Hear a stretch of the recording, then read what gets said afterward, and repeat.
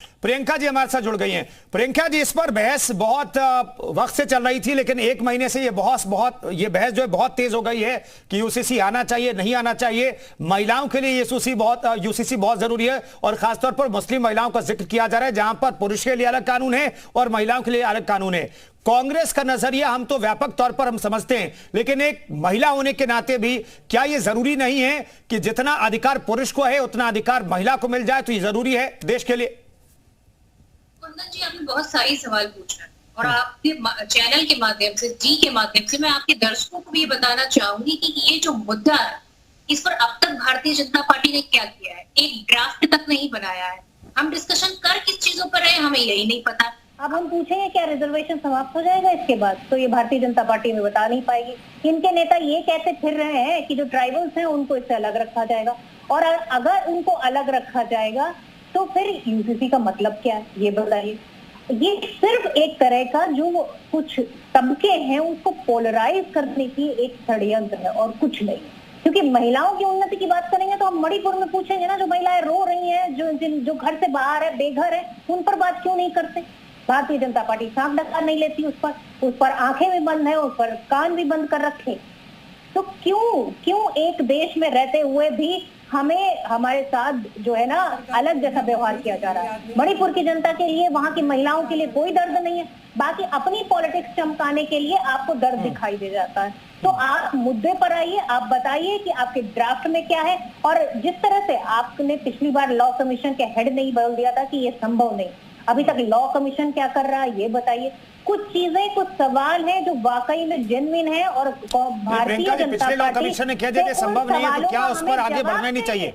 प्रियंका जी, मैं जानना चाहता हूं, पिछले लॉ कमीशन ने कह दिया था ये संभव नहीं है, तो क्या उस पर आगे नहीं बढ़ना चाहिए? क्या महिलाओं को बराबरी का अधिकार नहीं मिलना चाहिए?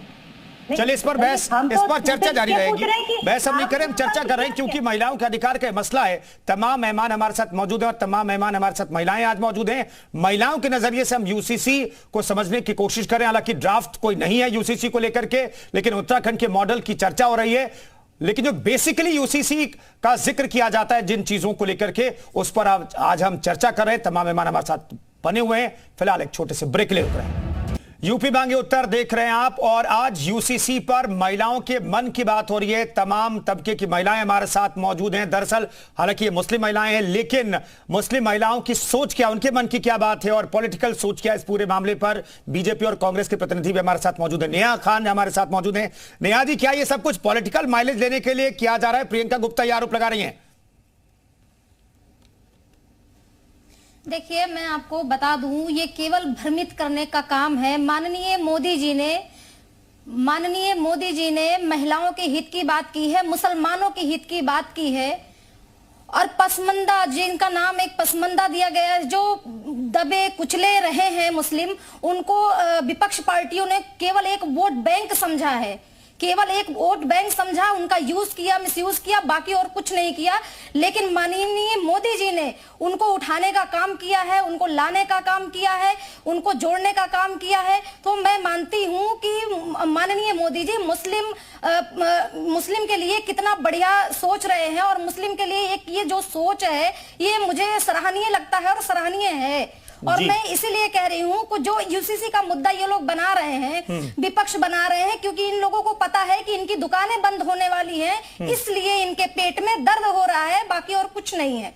और मुस्लिम महिलाओं की हित की ही बात है। क्या मैं ये मैडम अभी हदीस की बात कर रही थी, तो मैं बता दूं, मुस्लिम में हदीस में लिखा गया है कि जो बहनें हैं, भाई हैं, एक माँ के औलाद हैं दोनों, उनके 50% बहनों के भी अधिकार है। तो उसकी कोई बात नहीं करता। लेकिन कुछ मौलाना ऐसे हैं जो भ्रमित करने का काम करते हैं, और बाकी विपक्ष पार्टियां जो है एक एजेंडा जो फैला रही हैं, ये सरासर गलत है। मैं यही मानती हूं कि एक, चलिए, हदीस में कहा गया है कि 50% बेटियों का भी अधिकार है, लेकिन शरीयत एक्ट 1937 की तरफ से यह कहा जाता है कि भाई जो बेटियां हैं, मुस्लिम परिवार में जो बेटियां, उनका हक उन बेटों से आधा है, ये कहा गया। रजिया बेग जी हमारे साथ मौजूद हैं। रजिया बेग जी, ब्रेक से पहले आप कह रही थी कि भाई क्या फायदे हैं। यहां पर तमाम महिलाएं मौजूद हैं और लाखों महिलाएं इस शो को देख रही हैं, तो आप बेहतर है कि आप बता दीजिए कि यूसीसी का नुकसान क्या है, तो महिलाओं को नुकसान के बारे में कम से कम पता चल जाएगा। हदीस में, और आप जिस एक्ट की बात कर रहे हैं 1937 की शरीयत एक्ट की, उसमें मैंने बता दूं उससे 1450 साल पहले हमारे नबी बेटियों को हिस्सा देकर गए हैं। शरीयत में बेटियों को, जब इस देश के अंदर कानूनियत, किसी देश के अंदर कानून महिलाओं के हित में नहीं बने थे, तब भी हमारी हदीस में और शरीयत में महिलाओं को हिस्सा दे दिया गया था। अब दूसरी बात मैं इन्हें बताती हूँ कि मैं फायदे की या नुकसान की, मेरा फायदे नुकसान की बात नहीं है। मैं किसी मुस्लिम महिला और किसी हिंदू महिला की बात नहीं कर रही हूँ। मैं ये कह रही हूँ कि जो मोदी जी अभी जो उनका चल रहा है, एक ऐड चल रहा है उनका कि एक घर में एक कानून, मैं उनसे ये पूछना चाहती हूँ कि हम भी चाहते हैं कि एक देश के अंदर एक कानून हो, पर मोदी जी 370 हटाने के बाद 371 के बारे में 370-71 के बाद क्यों करें रजिया बेग जी? रजिया बेग, हम 370-71 की आज हम बात कर ही नहीं रहे, आज हम यूसीसी की बात कर रहे हैं, तो यूसीसी पर बात कर लेते हैं। मैं यूसीसी की ही बात कर रही हूँ। यूसीसी अगर एक कानून बनेगा तो पूरे देश के अंदर एक कानून होगा ना। और आप उसमें मेघालय में जाके देखिए, मेघालय के अंदर जो घर की सबसे छोटी बेटी है उसके नाम जमीन की संरक्षक वही होती है अपने घर में, मातृत्व के हिसाब से उसका घर चलता है। आप उसको एक करोगे नहीं करोगे, वहां तो मातृत्व के हिसाब से एक चलेगा और बाकी स्टेट में दो अलग अलग कानून चलेंगे। एक राज्य में कानून, अब हिमाचल में देख लें आप, वहां के कानून का क्या है, वहां जमीन नहीं खरीद सकते आप वहां जाके जमीन नहीं खरीदोगे, और स्टेट में आप जमीन खरीद पाओगे। कानून तो एक ही होगा ना, एक होना चाहिए नहीं, कम से कम 3-4 चीजों के लिए। रजिया बेग जी, चूंकि आप वकील में हैं, रजिया बेग जी, बेसिकली यही कहा जा रहा है, रजिया बेग जी सुनिए ना, बेसिकली यही कहा जा रहा ना कि शादी यानी कि निकाह, तलाक, वारिस, उत्तराधिकार, गोद लेने, इसी पर यूसीसी आएगा। सारे बातों में विधान एक होना चाहिए ना, सब चीजों में एक होना चाहिए, एक देश का एक कानून। नहीं, कम से कम शुरुआत तो कीजिए, शुरुआत तो कीजिए। सारे देश में एक ही कानून होना चाहिए ना, हम भी कहते हैं कानून हो।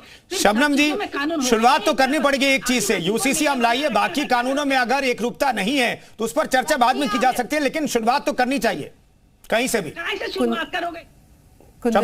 कुंदन भाई, आपको हमें तो खुश होना चाहिए कि ये जो कुरीति या ये जो सिस्टम खराब कहीं का बता रही हैं, एक कानून आ जाएगा तो सबके लिए ही आएगा ना। और अभी मसौदा नहीं आया तो मसौदा आने दीजिए, मसौदे को पढ़कर बता दीजिएगा, मसौदे में जो जो लिखा देखें, अगर कोई कमी होगी। प्रधानमंत्री जी तो आप सबकी एडवाइस भी ले रहे हैं, अरे आप सबसे कह रहे हैं हाथ खोलकर कि बताइए अगर कोई आपको अपना सुझाव देना है, सुझावों पर चर्चा करके फिर जो मसौदा आएगा उस पर चर्चा कर लीजिएगा। और हिमाचल की आप बात कर रही हैं, बार बार कश्मीर की बात कर रही हैं, 371 बताओ, 370 बताओ। अरे भाई, कहीं ना कहीं कुंदन भाई इनिशिएटिव लेने पड़ते हैं। जब आपको एक बड़े बदलाव की तरफ जाना हो ना, तो आपको बड़ा इनिशिएटिव लेकर और इस तरीके के लोगों से भी जूझना पड़ता है। और हिमाचल की आप बात कर रही हैं कि वहां पर यह है, कहीं पर महिलाओं, इस्लाम धर्म में भी तो महिलाओं के लिए क्या क्या लिखा है, किसने दिया है आज तक हक? औरतें, आपने देखा नहीं, आप वकील हैं, आप तो वकील हैं बाजी, आपको तो पता होना चाहिए। छोटे छोटे बच्चे को यहां पर लटका के बुर्का ओढ़ा हुआ है, बच्चे की नाक निकल रही है, पानी नहीं पिला पा रही है उसको, और वहां पर कोर्ट के बाहर खड़ी रहती है, कोई सुनने वाला नहीं है। अपने घर जाते बनता है ना, ससुराल वालों ने तो बिल्कुल छोड़ ही दिया है, जो 3 तलाक देकर भी छोड़ देते थे। और संपत्ति के हक की बात कर रही हैं आप, अरे आप उसे सम्मान तो दिला ना पाए, आप उसे संपत्ति का हक दे देते इतनी आसानी से, कैसी बातें कर रहे हैं आप? पहली बार कोई दिशा में अच्छी में काम कर रहा है। और कुंदन भाई, पहले आप बताइए, एक मुस्लिम महिला आपसे गुजारा भत्ता लेने निकली थी, शाहबानो, गुजारा भत्ता वो भी नहीं लेने दिया। माननीय सर्वोच्च न्यायालय ने उसको न्याय दे दिया कि इसे गुजारा भत्ता तो दिया जाए। 4 महीने 10 दिन का तो मिलता है शबनम खान जी, 4 महीने 10 दिन का तो मिलता है गुजारा भत्ता। वो आप इद्दत की बात कर रहे हैं। हाँ, तो वही मिलता है ना, उसी से संतुष्ट हैं तमाम वो लोग। तो वहां बैठ जाती है अकेले, वो ना किसी पुरुष का साया पड़ सकता, ना कोई और उससे मिल सकता, उसको छोड़ दीजिए। मैं बोल रही हूँ, क्या लेने गई थी वो? 100-150 रुपए गुजारा भत्ता, सर्वोच्च न्यायालय ने न्याय दे दिया। संसद में पूरा आपने सिस्टम ही पलट के रख दिया कि उसे 100 रुपए ना मिल जाएं। ऐसी तो आपकी सोच रही है। हमेशा इस्लाम धर्म को अपने हिसाब से इन मौलानाओं ने चलाया है, और आज भी जो ये सब तकलीफ आप सुन रहे हैं ना, ये किसी और बात की नहीं है। वो जो 3 तलाक दे के छोड़ के मजे लिया करते थे, अब सजा है कुंदन भाई। अब सजा मिलेगी आपको अगर आप किसी बेटी को छोड़ने की, इंस्टेंट ट्रिपल तलाक जिसके लिए हमने लंबी लड़ाई लड़ी, उस पर सजा मिलेगी।